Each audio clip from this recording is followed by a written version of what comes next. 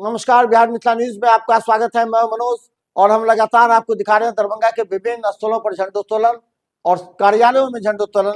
अब आपको दिखाते हैं दरभंगा डीएमसीएच के अधीक्षक ने झंडोत्तोलन किया। दरभंगा के प्राचार्य कार्यालय में डीएमसी के प्राचार्य झंडोत्तोलन किए। बीएससी नर्सिंग में झंडोत्तोलन किया गया, पारा मेडिकल में झंडोत्तोलन किया गया। और हम बता दें कि दरभंगा के अन्य कार्यालयों में झंडोत्तोलन उनके अधिकारी के द्वारा किया गया और उन्होंने अपने संबोधन में डीएमसीएच की व्यवस्था के बारे में भी जिक्र किया।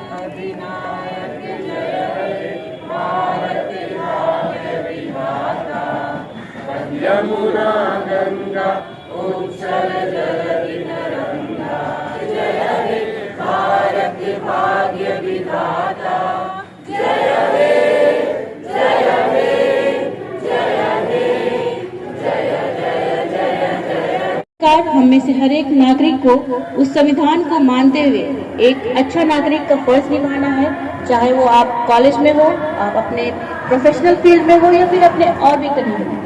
बस मैं इतना ही कहना चाहूँगी।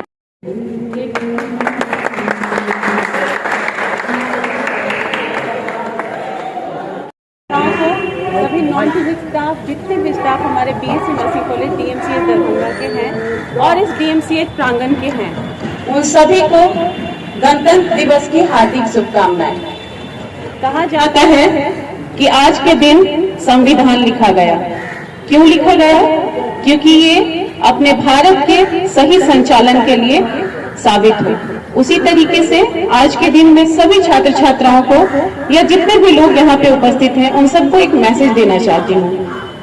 इंसान की जिंदगी में अगर डिसिप्लिन और रूल्स रेगुलेशन और प्यार, भाईचारा, विश्वास और ईमानदारी हो तो जिंदगी के हर मुकाम को वो बहुत अच्छे तरीके से पा सकते हैं। मैं ये आपको मैसेज देना चाहती हूँ कि इन सभी शब्दों को आज गणतंत्र दिवस के दिन आप अपनी जिंदगी में एक शपथ लें और इसी शपथ के साथ अपनी जिंदगी को आगे बढ़ाएं और सफलता आपकी कदम चूमेंगी। धन्यवाद।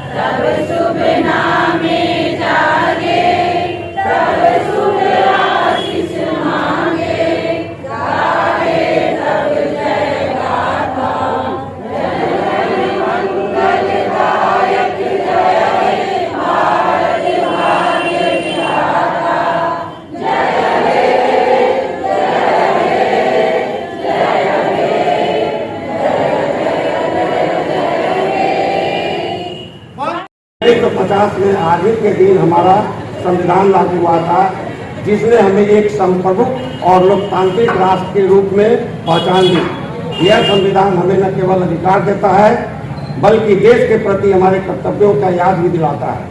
आज मेरे लिए अत्यंत गर्व का विषय है कि चिकित्सक के रूप में मुझे पहली बार इस प्रतिष्ठित संस्थान 58,000 मरीजों का भर्ती कर इलाज किया गया।